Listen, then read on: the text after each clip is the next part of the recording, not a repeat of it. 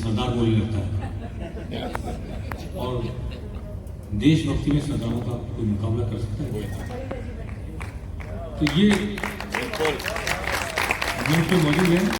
सपना आंसू से बोला, तिवारी। आंखों की दहलीज, या किदौर में, यहाँ दहलीज आंखों की दहलीज पर आकर सपना बोला आंसू से। आंखों की दहलीज पे आकर सपना बोला आंसू से। घर तो आखिर घर होता है, तू रह ले या मैं रह ले। जिस आंख में सपना रहता है उसमें आंसू नहीं आ सकते, और अगर आंसू आ जाए आंख में तो समझ लीजिए सपना तिरोहित हो गया। इसलिए जिस व्यक्ति के साथ हमने सपना देखना शुरू किया कॉलेज में, फर्स्ट ईयर में साथ पढ़ते थे हम गवर्नमेंट कॉलेज अजमेर में, और आप आज की कविता को, उनकी गजल को सुनकर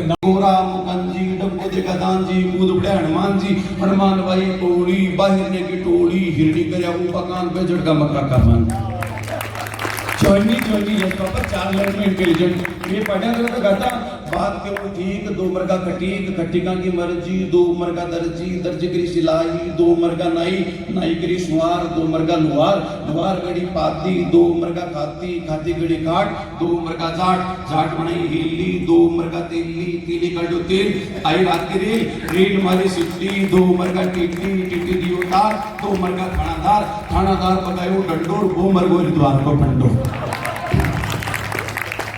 ये कविता में उस फौज से मत डरो जिसका नायक चूहा हो, चूहे की उस फौज से डरो जिसका नायक शेर हो। मुझे खुशी है कि आज की जो हमारी टीम का नायक है, केवल न मंत्र बाँचे जिसने तीरों का भी संधान किया, ना श्वेत कपोत कभी छोड़े बस बातों का सम्मान किया। केवल मंत्र बाँचे जिसने तीरों का भी सम्मान किया, तो 7 शीश कुर्बान किए पुरखों की आन निभाने में, अपनों की जान मिटा दी थी भारत की शान बचाने में, अपनों की जान मिटा दी थी। वो पंच नदी का पानी है जिसका तेवर तेजाबी है, कहता हूँ वो पंच नदी का पानी है जिसका इस कमन में है, वो पंच नदी का पानी है जिसका तेवर तेजाबी है। वो पगड़ी धारे शीश रहे, वो पगड़ी केवल वो सारे पंजाबी हैं। मुगलों के अत्याचार बढ़े पर लाल गुरु के रुके नहीं, के दिए शीश बिन गिने हुए पर पगड़ी धारी झुके नहीं, के दिए शीश बिन गिने हुए पर पगड़ी धारी झुके नहीं, के दिए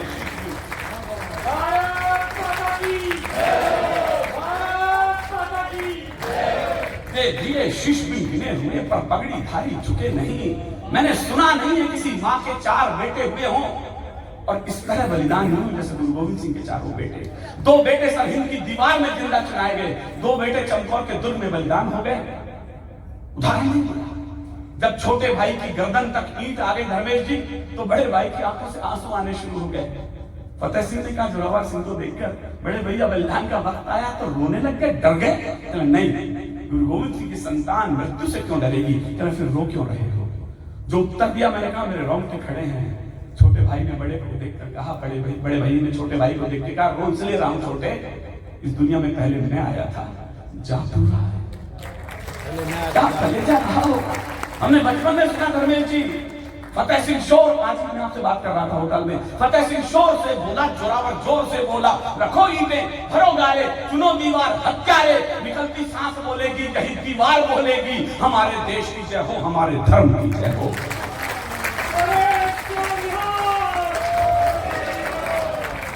चारों दिन ये बात अमृतसर के एयरपोर्ट पर लिखी जाएगी, मैं इस कविता को उसी दिन रोक दूंगा। गुरु गोविंद सिंह जब कहा कि मेरे बेटे लौटाओ, गुरु से एक वाक्य कहा, गुरु मां को निरुत्तर कर दिया, देश धर्म के वास्ते वार दिए सुचार। ताली उठे तो 4 दीपकों के लिए उठे जो आकाश में इस समय होंगे। देश धर्म के वास्ते वार दिए सुचार। अरे 4 मरे तो क्या हुआ, ये जीवित कई हजार। 4 मरे तो क्या हुआ, ये जीवित कई हजार। तब मैंने 4 लाइन कही, मैं विदा होता हूँ। ये कौम शीश देकर जन्मी, भैया मैं आपको ये लाइन बता रहा हूं, ये कौम शीश देकर जन्मी, ये कौम शीश की दानी है, ये अमृत चक्कर बड़ी हुई, ये कौम बड़ी अभिमानी है। जब जब हम पर संकट आए, उस पगड़ी ने बलिदान दिया, गुरुओं ने मस्तक चढ़ा दिए, अपने प्राणों का दान दिया। कुछ आरे से चिरवाया, फिर रुई से जलवाए, कुछ सूली ऊपर टांग दिए, कुछ दीवारों में चिरवाए। वो गर्म तवे पर चढ़े मगर दिल सत्य से गिरे नहीं, पुरजा कर गए मगर मुगलों के आगे झुके नहीं, पुरजा कर गए मगर मुगलों के आगे झुके नहीं, पुरजा कर गए मगर मुगलों के आगे झुके नहीं। ऐसे पागल दीवानों से, ऐसे पागल दीवानों से धरती की आन सौगनी है, ऐसे पागल मस्तानों से भारत की शान चौगनी है। ऐसे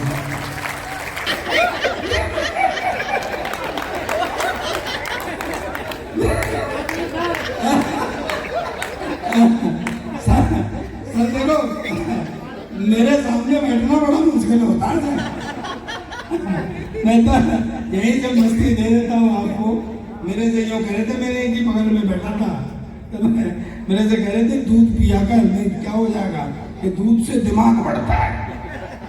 मगर दूध से दिमाग बढ़ रहा होता तो सारे गुज्जर पायलट नहीं होते।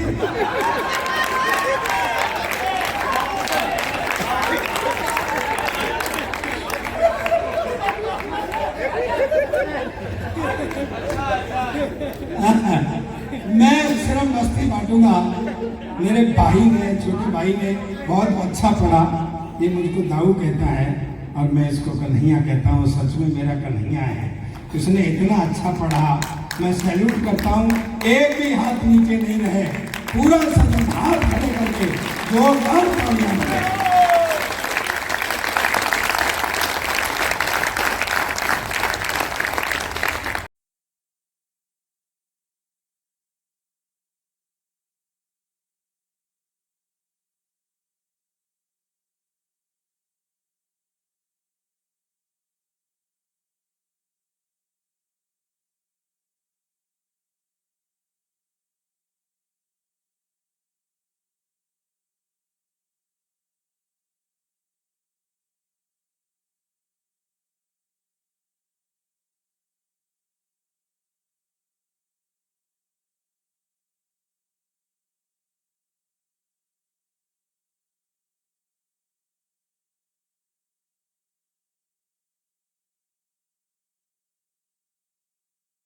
बताइए, आज कवि सम्मेलन एक रखा गया, जिसमें कहाँ से लोग आए और जो कवि रस बिखरा है, कैसा माहौल बना हुआ है? आज यहाँ का माहौल बहुत ही कुछ देर के लिए तो इतना वीर रस में डूब जाता है कि सब लोगों की आंखों से पसीना छूट जाता है, यानी कि आंसू बहने लग जाता है। और हमारी जो दीपिका बहन उदयपुर से आई थी, उन्होंने श्रृंगार रस और विरह रस की सरिता ऐसी बहाई है कि हर महिला में वो ही नज़र आई हैं। और जो अलवर से आज आए हैं, मेन जो हमारे वो हैं लाफ्टर चैनल वाले विक्रम भाई अलवर से, और लाफ्टर चैनल जो वीर जी आए हैं फौजदार जी, उन दोनों का तो शब्दों में बयां करना मुमकिन ही नहीं है। ये अजमेर शहर के वासियों के लिए बहुत ही सौभाग्य का दिन था कि आज इन सबको वो सुन पाए हैं। और जिस तरीके से आज इतनी शाम होने के बाद भी, इतनी रात होने के बाद भी लोग जमकर बैठे हैं, उससे अंदाज़ा लगाया जा सकता है कि कवियों की क्या क्या पोजीशन है। और अजमेर को, पृथ्वीराज की भूमि को उन्होंने बार बार सराहा है कि श्रोताओं ने उनको बहुत बहुत सराहना दी है तालियों के गूंज में। और ये अजमेर शहर के लिए बहुत अच्छा कार्यक्रम था आज। और ऐसे कार्यक्रम, और सबको आज़ादी का अमृत महोत्सव जो समापन पे है, तो स्वतंत्रता दिवस की सबको बहुत बहुत बधाई। और बहुत ही अच्छा कार्यक्रम आज का रहा है। बताइए, आज जो कवि सम्मेलन रखा गया है, इसमें कहाँ से कवि और शायर आए? आज ये जो राष्ट्रीय कवि सम्मेलन रखा गया, इसमें मुख्य रूप से हमारे ओज के जो कवि आए हैं विनीत चौहान, और हमारे हास्य और व्यंग के कवि आए हैं फौजदार साहब। इसके अलावा हमारे पास जो कवि आए हैं राजस्थान से, कुंवर जावेद, दीपिका माही, और हमारे जो स्थानीय कवि हैं सुरेंद्र चतुर्वेदी। उनकी पंक्तियों से मैं वापस आगाज करना चाह रही हूँ कि मेरी सूखी टहनियों को काटने वाले ऐ सुन, जड़ मेरी जिंदा रही तो फिर हरा हो जाऊंगा। और यही एक नब्ज है जिन्होंने इस अजमेर की नब्ज को बिल्कुल जिंदा रखा है। और आंधियों के बीच जो जलता हुआ मिल जाएगा, उस दिए से पूछ लो मेरा पता मिल जाएगा। ऐसी ऊंचाइयां प्रदान करी हैं कि आज बहुत समय के बाद एक ऐसा कवि सम्मेलन सुनने को मिला है जिसके हमें बहुत दिनों से तलाश थी। आपका नाम क्या है? डॉक्टर समीर शाह। आज अजमेर राष्ट्रीय कवि सम्मेलन था, इसमें क्या खास प्रस्तुति रही है आपकी? देखिएगा, मैं अजमेर पिछले 30 वर्षों से मैं आता रहा हूँ। यहाँ पूर्ण शंकर जी दशोरा हमारे एक आदरणीय मित्र होते थे। मैं सबसे पहले उन्हीं के बुलावे पर अजमेर आया। उसके बाद अनेक बार मैं आया, सुभाष उद्यान में आया, उसमें आया। और आज पहुँचते पहुँचते कविता का बचपन मेरा अजमेर ने देखा है। और आज मैं लगभग 60वें वर्ष में प्रवेश कर रहा हूँ। तो अजमेर में जो सुना जाता है, वहाँ कविता भी सुनी जाती है, वहाँ गज़ल भी सुनी जाती है, शौर्य भी सुना जाता है और हास्य रस भी सुना जाता है।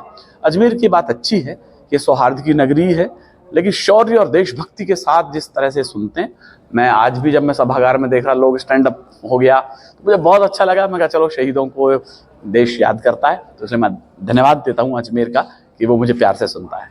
Thank you.